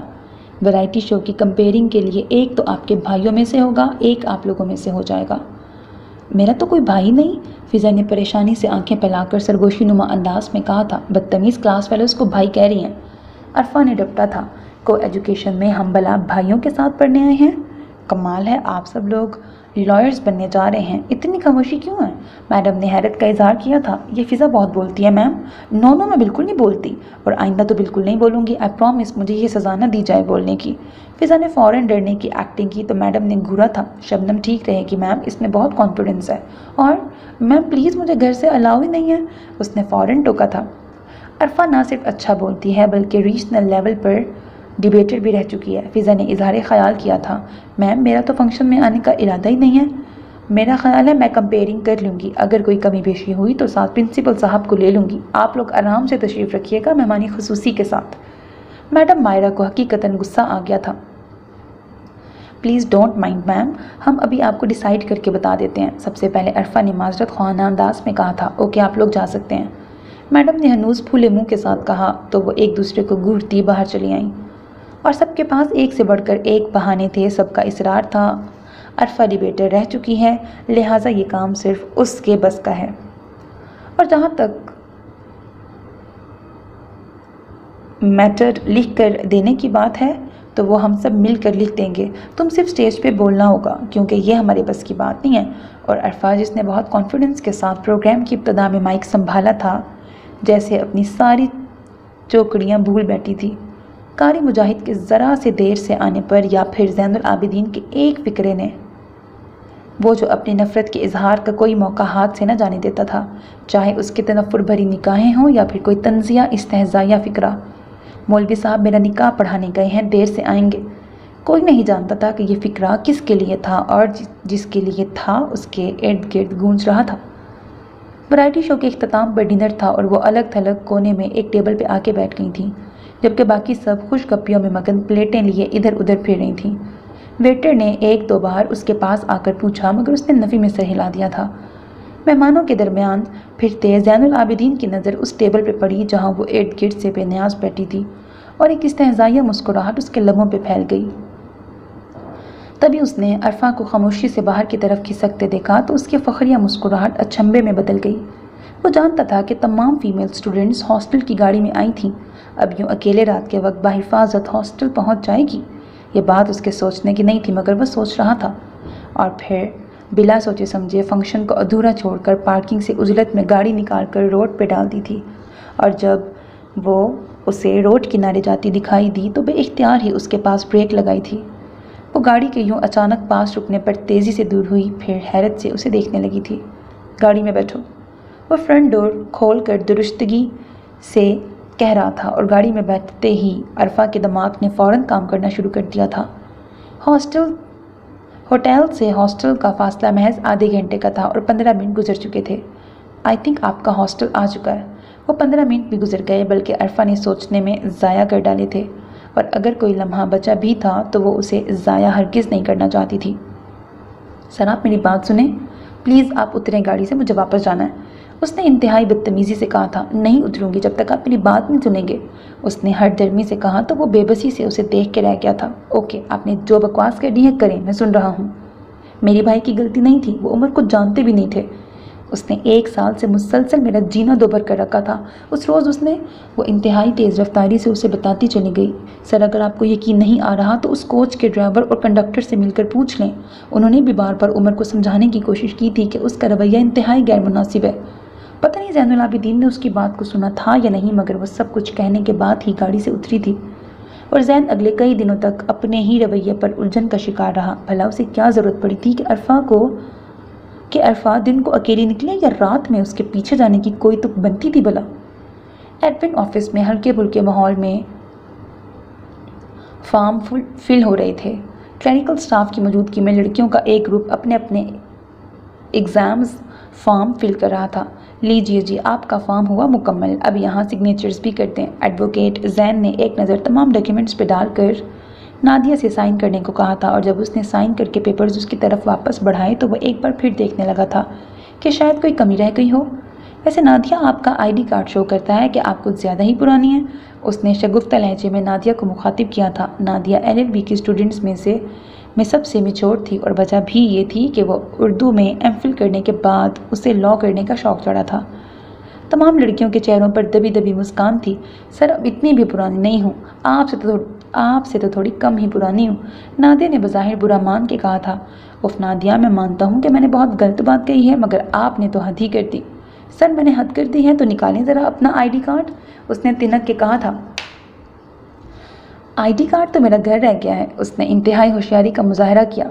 سر، آپ اتنے پرانے ہیں کہ آپ کا آئی ڈی کارڈ گھر رہ گیا ہے؟ اسما نے انتہائی معصومیت سے سوال کیا تو کلیریکل سٹاف سمیت تمام لڑکیاں کھلکھلا اٹھی تھیں۔ ویسے آپ کے بچے بھی ہماری طرح بہت اچھا پڑھ رہے ہوں گے نا سر؟ زنیرہ کے گاؤدی پن سے اتنے نایاب سوال کی توقع کی جا سکتی تھی بھلا؟ یا اللہ، میں ان لڑکیوں کو کیوں چھیڑ بیٹھا؟ ایڈوکیٹ زین العابدین نے مصنوعی بے چارگی کے ساتھ خود کو کوسا تھا۔ زنیرہ بی بی، ابھی تو مجھے یہ بھی نہیں پتا کہ عالم بالا میں میرے کتنے بچے دنیا میں آنے کو تیار پھر رہے ہیں، اور آپ نے ان کی اسٹڈیز کا بھی سیاپا ڈال دیا۔ اس نے انتہائی سنجیدگی سے شکوہ کنہ نظر زنیرہ پہ ڈالی تھی۔ یہ تو ڈاکٹر صاحبہ آ کر ڈیسائیڈ کریں گی کہ کتنے بچے عالم بالا میں یہاں آنے کے لیے تیار ہیں۔ ایڈوکیٹ شرازی نے اندر داخل ہوتے ہوئے اس کی بات سنی تھی، لہٰذا خود کو کہنے سے باز نہ رکھ سکا۔ اس کا شمار ان کے فیملی فرینڈز میں ہوتا تھا۔ کون؟ ڈاکٹر صاحبہ کون سر؟ تمام اسٹوڈنٹس اس کی طرف متوجہ ہوئی تھیں۔ اسٹوڈنٹس، عنقریب آپ لوگوں کو ڈاکٹر شیریں صاحبہ اور ایڈوکیٹ زین العابدین کی شادی خانہ آبادی میں شرکت کا کارڈ ملے گا۔ ارے واقعی سر؟ جی، آپ کو پہلے سے بتا رہا ہوں، پھر یہ نہ ہو کہ عین وقت پر کہیں ہائے اللہ جی دوپٹہ تو ٹھیک سے ڈائی نہیں ہوا۔ انہوں نے اپنے اسٹوڈنٹس کی نقل اتاری تھی۔ سنو، تمہارے پاس اس کلر کا دوپٹہ ہوگا؟ تمام لڑکیاں بے ساختہ ہنسی تھیں، جبکہ عرفہ ریاض نے پہلے تو فق چہرے کے ساتھ ایڈوکیٹ شرازی کو دیکھا اور پھر زین العابدین کو۔ اس کی آنکھوں میں نہ جانے کیا تھا کہ زین العابدین نے جلدی سے نگاہیں چرائیں، مگر اگلے کئی روز تک بس سوچتا ہی رہا۔ اس پل عرفہ کی آنکھوں میں کیسا تاثر ابھرا تھا؟ دکھ کا، خوف کا، تعجب کا، یا پھر سب کچھ لٹ جانے کا؟ کسی ایسے صدمے کا جس کے بعد زندگی بے معنی لگنے لگتی ہے۔ اور یہ بات اس نے اتنی بار سوچی تھی کہ اسے شمار کرنا ناممکن ہو جاتا، مگر یہ قطعاً نہیں سوچا تھا کہ وہ یہ سب کیوں سوچ رہا تھا۔ اگر سوچ لیتا تو شاید جان لیتا کہ جو رشتہ ان دونوں کے درمیان تھا ایک بے نام احساس کے ساتھ اپنی جگہ بنا رہا تھا۔ وہ اپنے دوست شیر بخت کی شادی میں شرکت کرنے کے لیے گیا تھا۔ شیر بخت کا تعلق کوئٹہ کے ایک نواحی گاؤں سے تھا۔ شیر بخت کے گاؤں کا ٹور بہت تھکا دینے والا تھا، مگر جہاں اس شادی میں شرکت کے طفیل اسے بلوچی ثقافت کو قریب سے دیکھنے کا موقع ملا، وہیں شیر بخت اور اس کے کزنز کے ساتھ اس نے شکار اور سیر و تفریح کا بھرپور لطف اٹھایا تھا، مگر اب مزید ایک دن کا آف لے کر اس بھرپور تھکن کو بے فکری سے اتار رہا تھا۔ اس کی گہری نیند موبائل کی بیپ سے ٹوٹی تھی۔ اس نے مندی مندی آنکھوں سے نمبر دیکھتے ہوئے یس کا بٹن دبایا تھا۔ دوسری طرف عقیلہ بھابی تھی۔ ہاں زین، کیسے ہو؟ کیسی رہی شیر بخت کی شادی؟ حال احوال کے بعد وہ شادی کی رپورٹ لے رہی تھی۔ بہت زبردست بھابی، آپ سنائیں، گھر میں سب خیریت ہے؟ سب ٹھیک ٹھاک ہے، اور میں نے تمہیں یہ بتانے کے لیے فون کیا تھا کہ ڈاکٹر شیریں بھی دبئی کانفرنس سے آ گئی ہیں اور اس کی دادا جان بھی عمرہ کر کے واپس آ چکے ہیں۔ تو بابا جان کہہ رہے تھے اسی ہفتے کا کوئی ٹائم لے لیتا ہوں۔ کیا بھائی کوئی دن بتاؤ جب تم مکمل طور پر فری ہوگے۔ بابا جان 2 دن پہلے اس معاملے میں مجھ پر سخت ناراض ہو چکے ہیں کہ اتنے مہینوں سے معاملہ چل رہا ہے اور ابھی تک کچھ فائنل نہیں ہو سکا۔ وہ تو اسے تمہاری اور میری نلائکی قرار دے رہے ہیں۔ بہرحال اب مزید دیر نہیں ہونی چاہیے، تم دونوں ایک دوسرے کو دیکھ لینا، اس کے بعد ہی کوئی فیصلہ بزرگوں کے درمیان ہوگا۔ دیکھتا ہوں بھابھی، پھر آپ کو انفارم کر دوں گا۔ بابا جان کہاں ہیں؟ اس نے بے دلی سے کہا تھا۔ بابا جان تو زمینوں پہ گئے ہیں۔ لو ماجی سے بات کرو۔ انہوں نے ماجی کو موبائل دیا تو وہ قدرے غائب دماغی سے ان کے سوالوں کا جواب دینے لگا تھا۔ دمادم مست قلندر کی دھن پر ناچتے گاتے بدمست درویش شام کے اس شور شرابے میں گرد و پیش سے بے نیاز جھوم رہے تھے۔ زائرین کی ٹولیاں آتی جاتی سلام کر کے پلٹ رہی تھیں۔ نذرانے کے صندوقچے کھلنے کا ٹائم ہو رہا تھا۔ 5 اکھیوں والی سرکار کے مزار پر ڈوبتے سورج کے ساتھ دیا جلا کر وہ تیزی سے پلٹی تھی۔ اس نے رکشے والے کو رکنے کے لیے کہا تھا اور شام کی دھندلکے میں عصر کی اذانوں کے ساتھ پھٹ پھٹ کرتے رکشے میں واپسی کا سفر طے کر رہی تھی۔ سیاہ سیوک کارڈ کی ڈرائیونگ سیٹ پر بیٹھے زین العابدین کی نگاہ بے دہانی میں اس پہ پڑی اور پھر اسے گرد و پیش کا دھیان کم ہی رہا تھا۔ وہ بھلا اس وقت کہاں سے لوٹ رہی تھی؟ یہ سوچنے کی ضرورت اسے قطعاً نہ تھی، مگر اس نے سوچا تھا اور اس قدر شد و مت سے سوچا تھا کہ اس کا دھیان کچھ اور سوچنے کے قابل ہی نہ رہا۔ اس نے مناسب فاصلہ رکھ کر اس کا تعاقب شروع کیا تھا اور رکشہ ہاسٹل کی سڑک پر مڑا تو وہ تیزی سے کراس کر کے ہاسٹل کے گیٹ پہ آ رکا تھا۔ عرفہ ریاض گیٹ پر آ کر اتری تو وہ گاڑی سے اتر کر اس کے پاس چلا آیا تھا۔ یہ آپ اس وقت اکیلی کہاں گئی تھی؟ بلا سوچے سمجھے وہ اس کا راستہ روک کر ترش لہجے میں پوچھ رہا تھا۔ میں تو ہمیشہ اکیلی جاتی ہوں، آپ آج کا کیوں پوچھ رہے ہیں؟ بڑے تحمل اور سکون سے اس نے جواباً سوال کر ڈالا تھا۔ میں نے پوچھا ہے آپ اس وقت گئی کہاں تھی؟ اس نے لفظ اکیلی ہٹا دیا تھا۔ سر مجھے کسی نے بتایا تھا کہ 7 جمعرات ڈوبتے سورج کے ساتھ 5 اکھیوں والی سرکار کے مزار پر دیا جلانے سے بندے ہاتھوں کی ہتھکڑیاں کھل جاتی ہیں۔ میں نے سوچا جہاں میں نے زندگی کو گروی رکھ دیا وہاں یہ تو کوئی بڑی بات ہی نہیں۔ زین العابدین لاجواب ہو کر کھڑا رہا اور وہ اندر جا چکی تھی۔ گھر واپس پلٹنا اس کے لیے اتنا آسان نہ تھا اور واپس پلٹنے کے بعد بھی وہ بہت دیر تک حساب کتاب کرتا رہا۔ اس نے واپسی کے سفر میں عرفہ کو موسیٰ خیل کے قریب دیکھا تھا اور 5 اکھیوں والی سرکار کا مزار تو بہت آگے تھا، شاید 15-20 کلومیٹر۔ اس کا یوں تنہا رکشے پہ جانا اور زین العابدین کی آنکھ جیسے لگتے لگتے کھل جاتی اور اگلی جمعرات وہ ہاسٹل سے خاصا دور گیٹ پر نظر جمائے محو انتظار تھا۔ وہ باہر نکل کر رکشے پہ بیٹھی تو اس نے گاڑی سٹارٹ کرتے ہوئے آگے بڑھا دی۔ اگر طاہر قیوم دیکھ لیتے جو قدم انہوں نے ابو ذر ریاض کے خاندان کو خوار کرنے کے لیے اٹھایا تھا، ان کا وہی قدم اب ان کے لاڈلے زین العابدین کو کس طرح خاک چھاننے پر مجبور کر رہا تھا، مگر وہ نہیں دیکھ سکتے تھے۔ السلام علیکم بھابی۔ سائلنٹ موبائل نے بار بار وائبریٹ ہو کر اسے پچھلے دروازے سے کلاس روم سے نکلنے پر مجبور کر دیا تھا۔ وعلیکم السلام عرفہ، کیسی ہو؟ میں ٹھیک ہوں، آپ سنائیں خیریت ہے؟ بات کرتے کرتے وہ ساتھ میں خالی کلاس روم میں داخل ہو گئی تھی۔ ہاں خیریت ہی ہے، میں نے یہ پوچھنے کے لیے فون کیا تھا کہ اس سنڈے کو تمہارا گھر آنے کا ارادہ ہے یا نہیں؟ آپ بتائیں خیریت تو ہے؟ قبل از وقت کیوں پوچھ رہی ہیں؟ عیسیٰ کی طبیعت کچھ ٹھیک نہیں ہے تو رات کو بھی بھائی جان کو بلوانا پڑا۔ میں سوچ رہی ہوں چند دنوں کے لیے امی کی طرف چلی جاؤں، کوئی ایمرجنسی۔ کیوں بھابی، عیسیٰ کی طبیعت زیادہ خراب ہے؟ وہ از حد پریشان ہو گئی۔ ڈائریا ہو گیا ہے؟ تو پھر ابھی تو میڈیسن دے رہی ہوں، دعا کرو بہتر ہو جائے، انہوں نے ہچکچاہٹ کے ساتھ بتایا تھا۔ بھابی میرا اس ہفتے آنے کا قطعاً کوئی ارادہ نہیں ہے، آپ ضرور آنٹی کی طرف چلی جائیں، وقت بے وقت عیسیٰ کو ہاسپٹل لے جانا پڑا تو آپ کو سہولت رہے گی۔ اپنا پروگرام دل ہی دل میں کینسل کرتے ہوئے اس نے یقین دہانی کرائی تھی۔ فون بند کر کے وہ کچھ دیر تک یوں بیٹھی رہی، پھر یک دم ہی ٹیبل پہ سر رکھ کے رو دی۔ بھابی کی پریشانی کا خیال تھا، پیارے ننھے بھتیجے کی تکلیف کا احساس، یا پھر یہ احساس کہ اس پر یہ وقت بھی آنا تھا جب وہ ویکینڈ پر اپنے گھر نہیں جا سکے گی۔ اس کے تصور میں گھر پر پڑا تالا آ رہا تھا۔ گھڑی پہ ٹائم دیکھتے ہوئے وہ اپنے آفس سے نکل کر کلاس روم کی طرف آیا تھا، مگر کلاس روم سے ایڈوکیٹ ذوالفقار صاحب کے بولنے کی آواز سن کر اندازہ ہوا کہ ان کا لیکچر ابھی جاری تھا۔ آفس کی جانب واپس جانے کی بجائے وہ انتظار کرنے کا ارادہ باندھ کر سامنے کلاس روم میں داخل ہوا، مگر یک دم جھٹک گیا تھا۔ ٹیبل پر سر رکھ کر ہچکیوں اور سسکیوں کے ساتھ روتی عرفہ ریاض کو دیکھ کر اس کے قدم وہیں ٹھہر گئے تھے۔ ایک نامانوس سے احساس کے تحت عرفہ نے سر اٹھایا تھا۔ کیا ہوا ہے آپ کو؟ کیا مسئلہ ہے؟ بے ساختہ ہی وہ پوچھ بیٹھا تھا، حالانکہ اس کے مسئلوں سے وہ بے خبر کب تھا۔ کچھ نہیں، اس نے آنسو صاف کرتے ہوئے نفی میں سر ہلایا اور تیزی سے اٹھ کر کلاس روم سے نکلتی چلی گئی۔ وہ کتنی ہی دیر تک وہاں کھڑا رہا تھا۔ بہت دن پہلے اس کے دل میں کوئی درار پڑی تھی۔ کب؟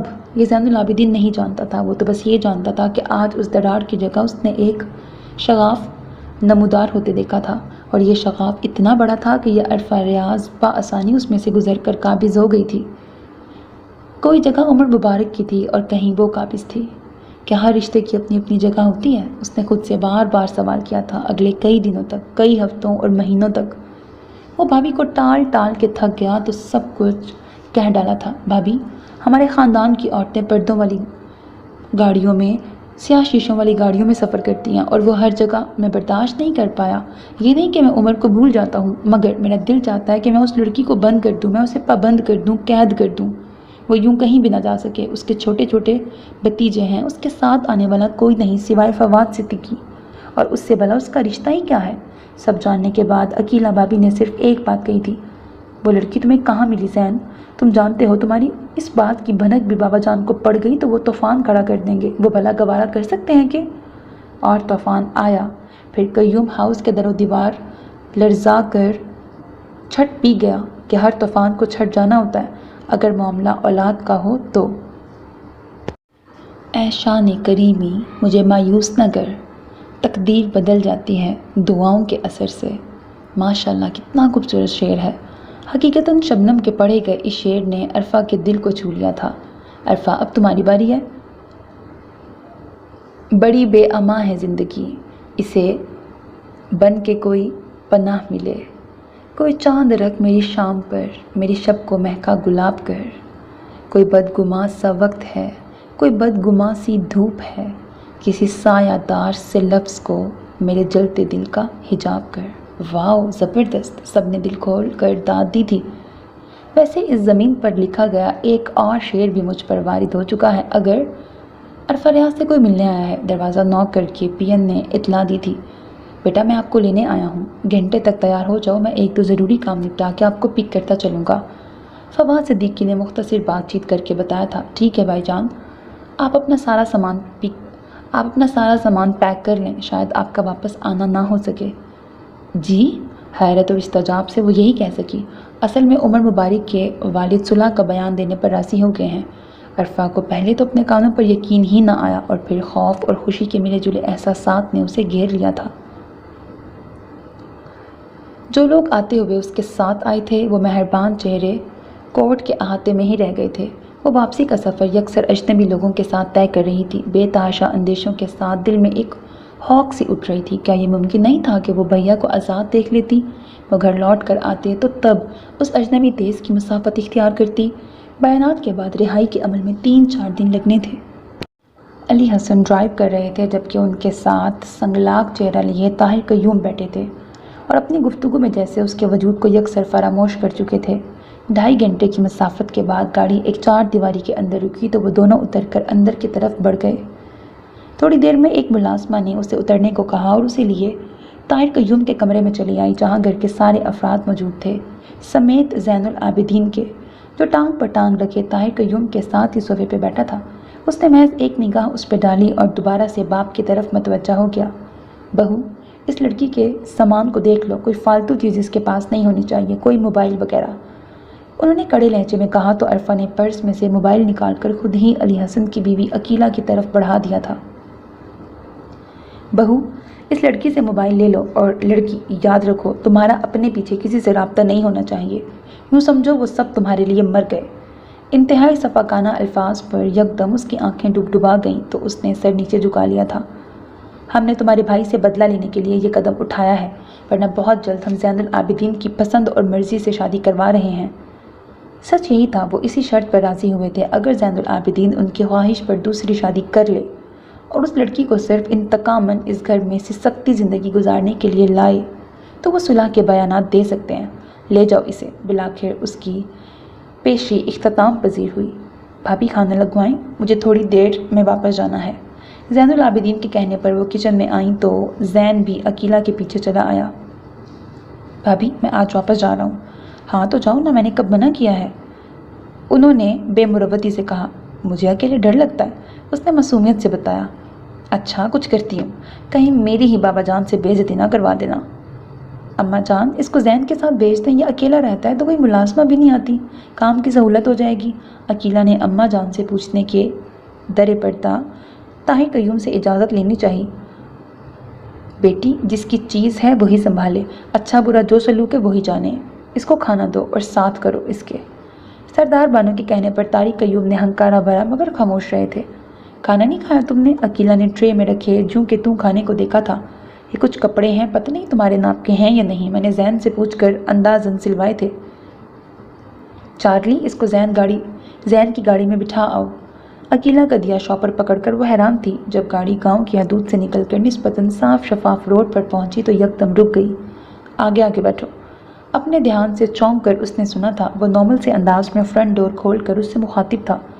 وہ کچھ کہے بغیر آگے آگے بیٹھی تو گاڑی دوبارہ سے سٹارٹ ہو گئی۔ یہ لے لو۔ وہ اس کا موبائل پاکٹ سے نکال کر اس کی طرف بڑھا رہا تھا۔ عرفہ نے حیرت سے اسے دیکھا۔